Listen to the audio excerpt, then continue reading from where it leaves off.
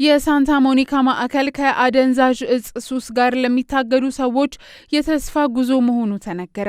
በእናቶች የጸሎት ቡድን በመነሳት ሳንታ ሞኒካ በሚል ስያሜ የተጀመረውና በደቡባዊ አሜሪካ በምትገኘው ቲዬራ ዴል ፊጎ ከተማ ውስጥ በአደንዛዥ እጽ ሱስ ለተጎዱ ወጣቶችና ቤተሰቦች ድጋፍ የሚሰጥ ተቋም በመሆን አገልግሎቱን ማስፋፋቱ ተነግሯል። የኢየሱስ ታናናሽ እህቶች መነኮሳት ልጆቻቸው በተለያዩ ሱሶች ለተጎዱ እናቶች ጸሎት ለማድረግ ብለው የጀመሩት ተነሳሽነት በአሁኑ ወቅት ሳንታ ሞኒካ በሚል ስያሜ በከተማ ውስጥ የሚገኙና በአደንዛዥ እጽ ሱስ ለተያዙ ወጣቶች ድጋፍ የሚሰጥ ድርጅት በመሆን እንቅስቃሴውን ከፍ ማድረጉ ተገልጿል። የተቋሙ ዋና ኃላፊ እህት ቨርጂኒያ ሚሼል እና እህት ሮዚዮ ፓርሚጂያኒ የጄሱስ ዴላ ዲቪና የተሰኘ ሐዋርያዊ አገልግሎት ማዕከል መስራች ከሆኑት በአባት ፌሊሲሞ ቪሴንቴ ጥሪ አማካኝነት ይህንን አገልግሎት እንደጀመሩ ተናግረው ማዕከሉ በዋናነት የተቋቋመው በብቸኝነት በድባቴና በአደንዛዥ እጽ ሱስ ለተያዙ ሰዎች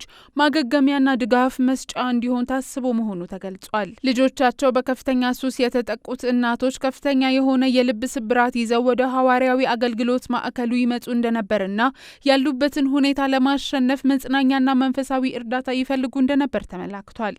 ይህ ጉዞ ቀላል እንዳልነበር የሚገልጹት መነኮሳቱ ወጣቶች የሚያጋጥሟቸውን ቀውሶች ለመረዳትና ለመጋፈጥ ጥናትና ምርምር ማድረግ እንዲሁም አዳዲስ ዘዴዎችን መፈለግ እንዳስፈለጋቸው ጠቁመው ቴክኒካዊ የሆኑ ስራዎችን ከመጽሐፍ ቅዱሳዊ ከክርስቲያናዊ አስተምህሮና ከመንፈሳዊነታቸው ጋር ማዋሃድን እንደተማሩ በማስታወስ በሳንታ ሞኒካ ውስጥም ለውጥ ያመጣው ትልቁ ነገር ይህ እንደነበር አረጋግጠዋል።